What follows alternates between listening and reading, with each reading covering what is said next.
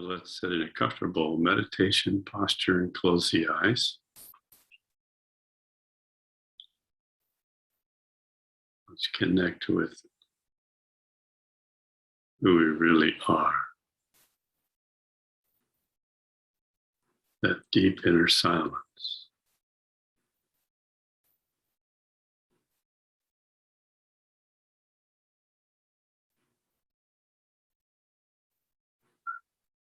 Become the inner silence. You are the silent witness.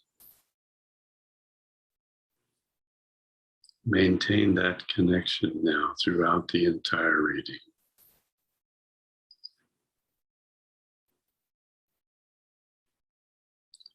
Listen to the words of the Yoga Vasishta from a silent witness.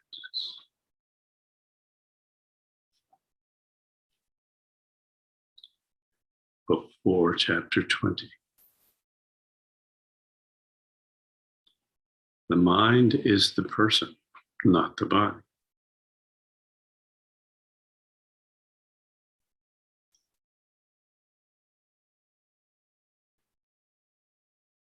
The Vasishta is going to take us a step closer to self-realization with this statement. We tend to identify with the body. I am these many years old. My name is this. All are fictions.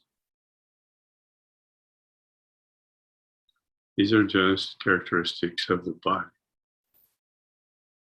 When the body emerges from the mother, it is given a name.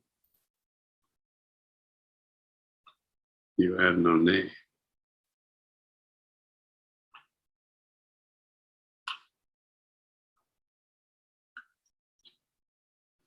Vasishta said, "Now, Rama, I have told you all this in order to explain the nature of the mind to you, and for no other reason.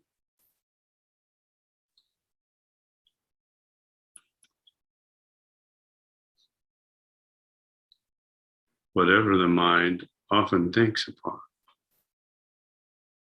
with a strong conviction of its reality, it immediately assumes that form. Like an iron ball igniting from contact with fire.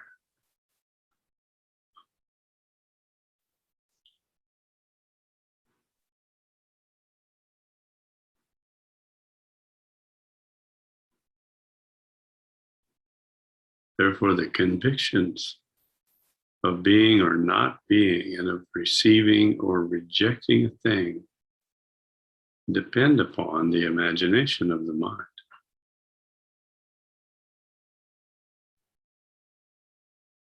They're neither true nor untrue, but merely fluctuations of the mind. The mind is the cause of error. It is the mind which is the framer of the world.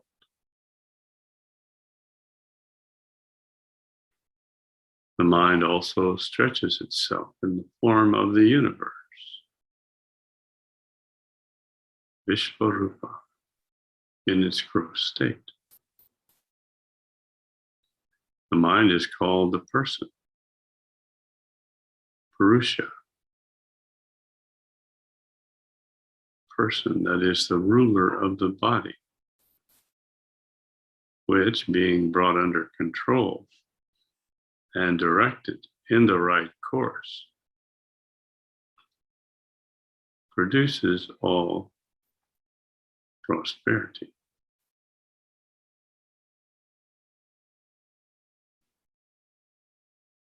If the body were the person,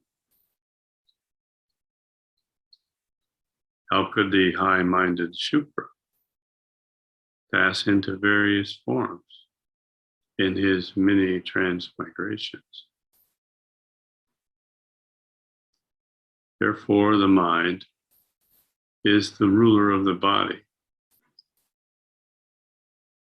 which is considered conscious by it. Whatever form the mind assumes to itself, it undoubtedly becomes the same.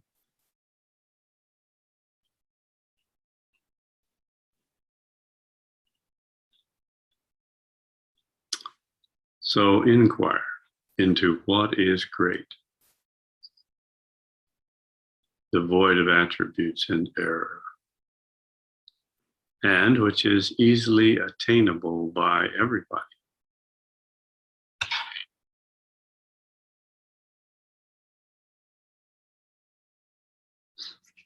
Be diligent in your inquiry, and you will surely succeed to obtain it.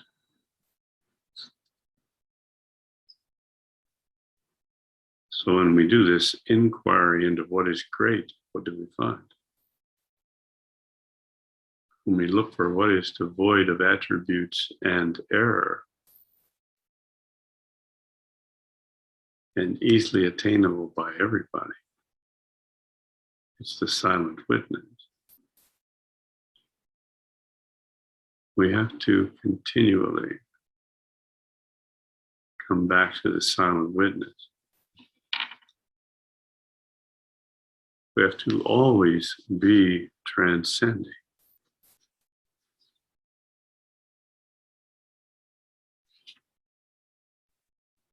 This is the path to self-realization.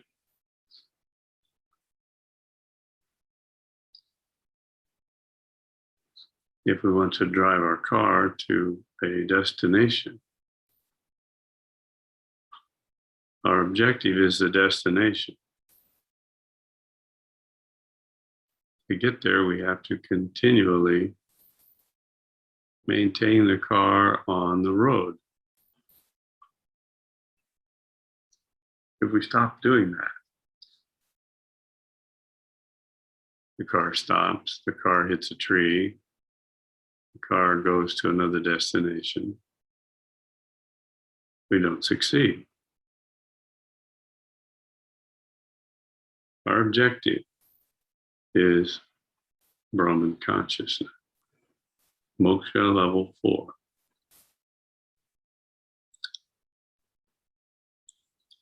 We must not settle for moksha level 3 or 2 or 1. Those levels of moksha are as good as no moksha at all.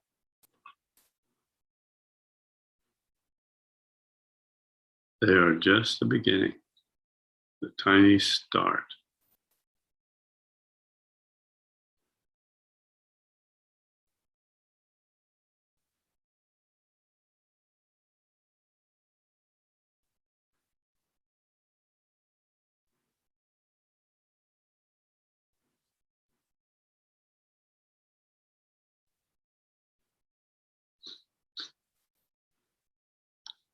Hence, whatever is seated in the mind, the same comes to pass on the body. But what is done by the body never affects the mind. Therefore, O fortunate Ram, apply your mind and shun whatever is untrue.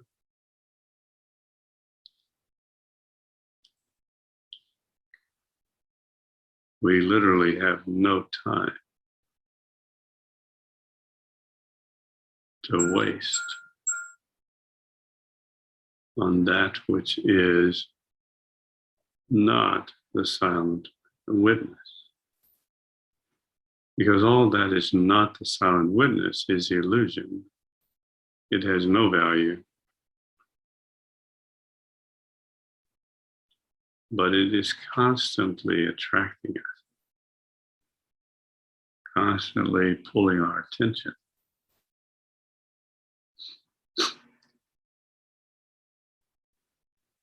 That's because even though we know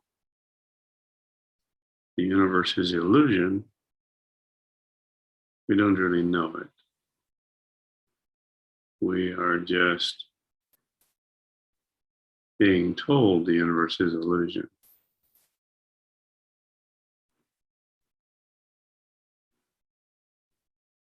But then if we're honest with ourselves, we may say, well, yes, sure looks real. Might be illusion, but looks real to me.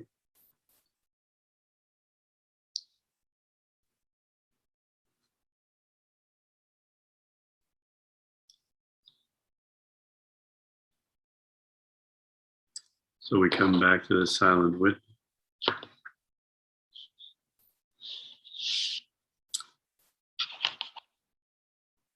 Observing the universe from the silent witness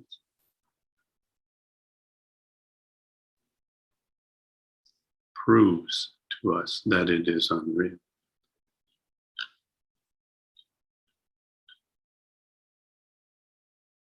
Chapter 21.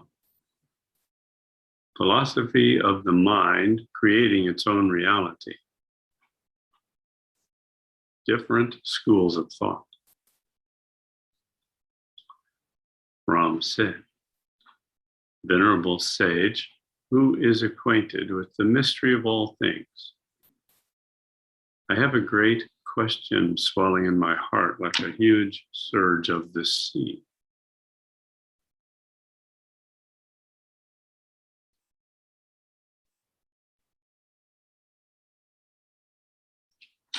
How is it, sage, that any foulness could attach to the mind when it is situated in the eternal purity of the infinite spirit?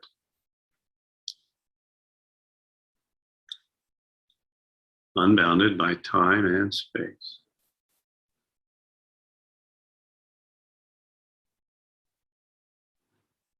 Again, as there is nothing, there never was anything, and there never will be anything other than the entity of the Holy One.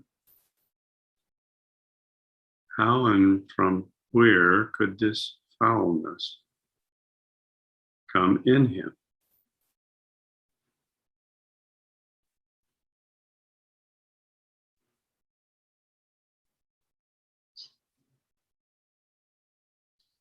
Vasishta answered, Well said, Ram.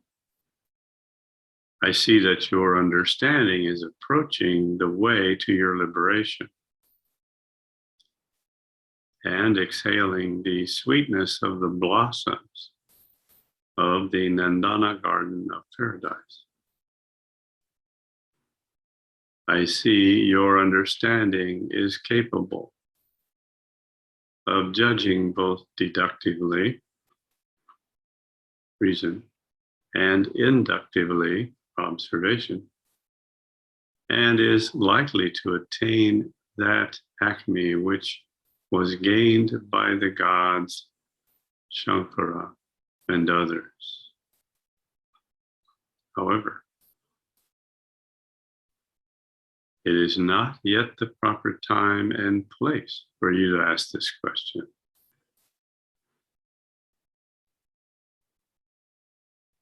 It should be asked when I come to the conclusion of the subject.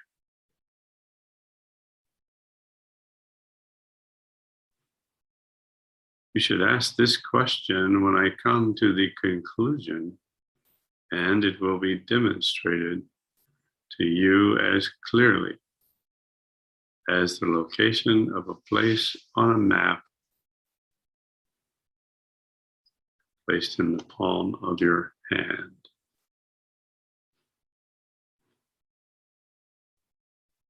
Your question will be most suitable at the end.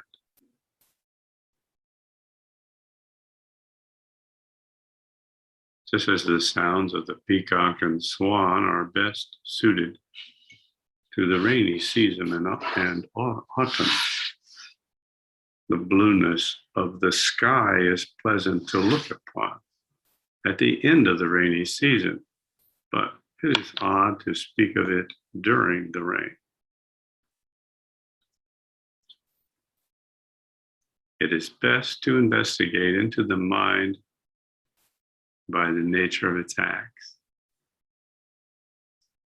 and operations that tend to be the causes of the repeated births of mankind.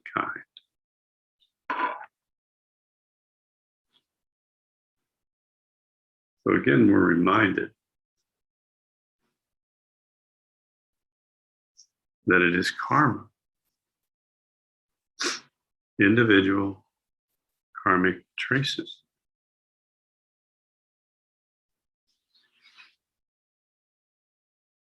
that are at the basis of all this study of the mind. Acts and operations. That's the very definition of karma.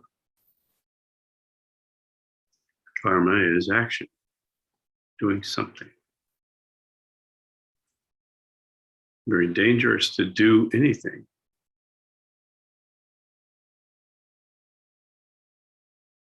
Why do we say that?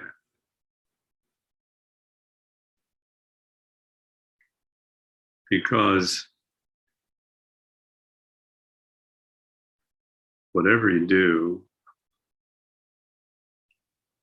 as an individual person, whatever the mind thinks and the body performs, when in the state of being embedded in the illusion,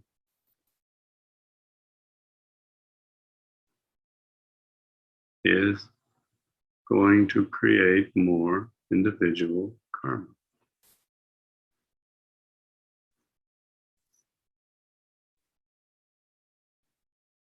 And it is the individual karma that creates the individual mind and all that dialogue that's constantly going on in the mind.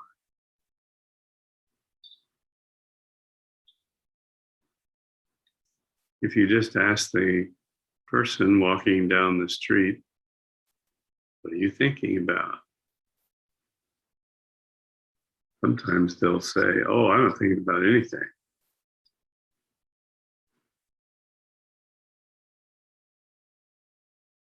But then if you inquire a little further, you realize thinking about many things, thinking about his identity,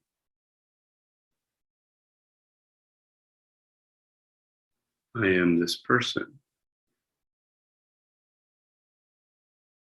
Remembering he was born at this time in this state.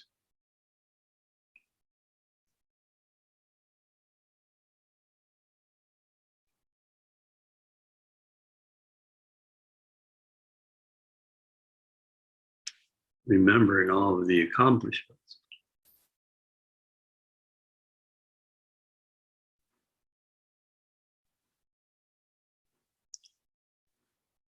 It's common in some cultures to earn many accolades and degrees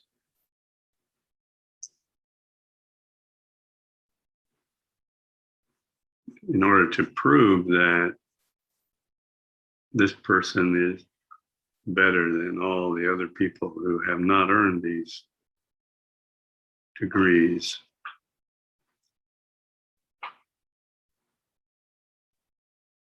Because the ego, which is illusion, created by the karmic traces,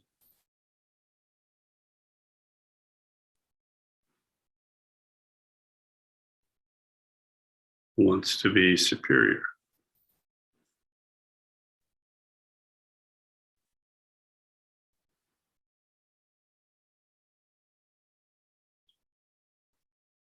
But the ego is going at it in the wrong way. The ego is seeking superiority by climbing on the back of the illusion.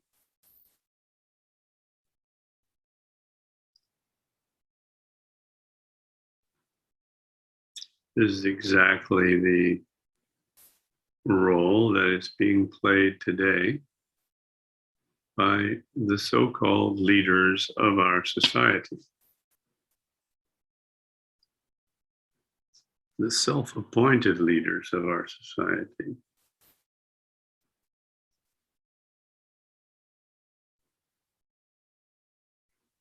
All these wonderful people, Klaus Schwab, Bill Gates,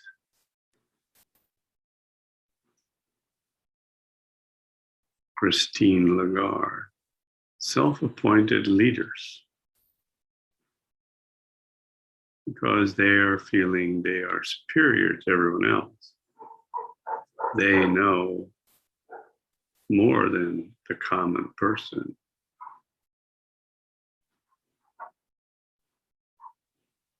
So they are exhibiting huge ego.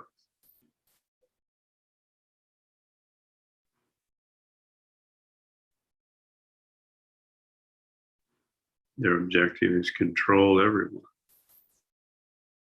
to prove how superior they are.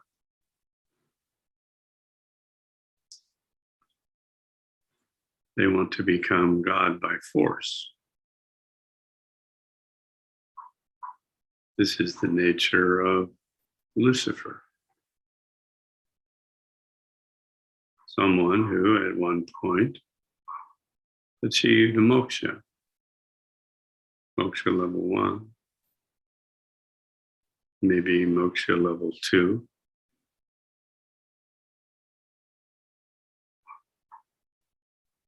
And then, like Shukra, became infatuated with the beauty of the celestial realms, lost connection with the silent witness, and now, out of revenge for being cast out of the celestial realms,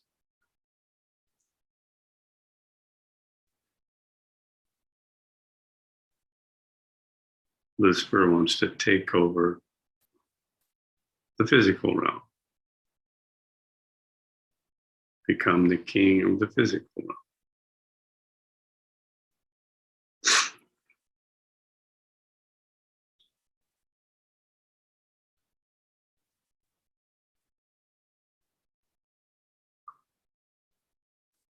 So we just don't want to stop our progress short of Brahman consciousness. Only at moksha level 4 can we truly escape the repeated births of mankind.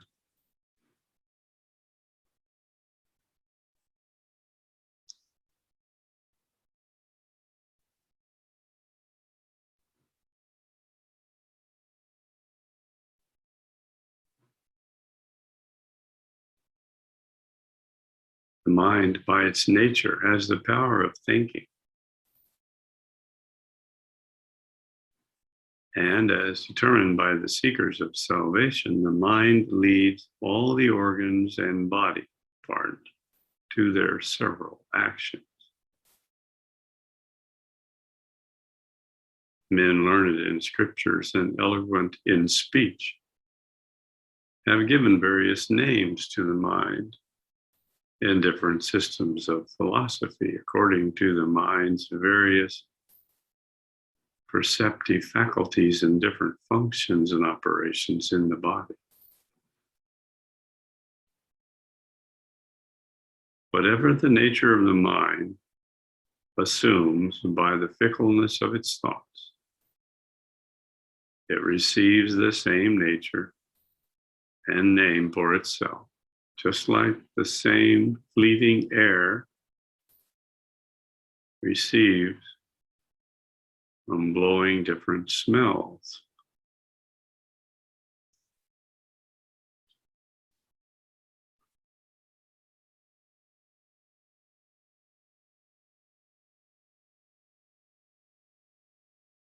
Now we have utilized the mind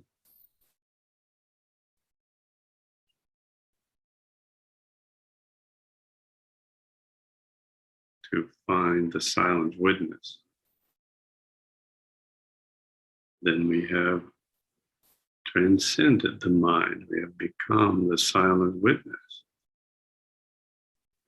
From the silent witness, we have access to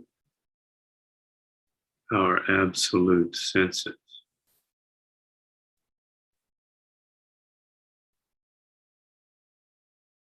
Patanjali tells us these are called the pratibha senses. Pratibha darshasa, the absolute sense of vision.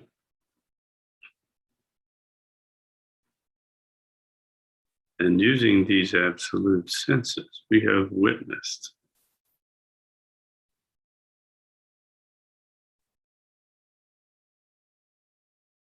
a few words from the Yoga Vasishta. These words are all pointing toward divine karmic traces. These words are all antidotes for individual karmic traces.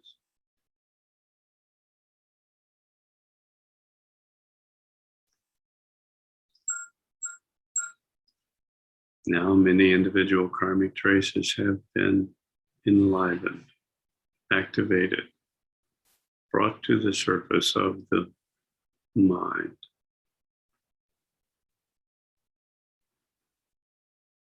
So let us begin the Trimana Sanyama practice on the esoteric Mahamantra. And in short order, we will balance a large block of individual karmic traces.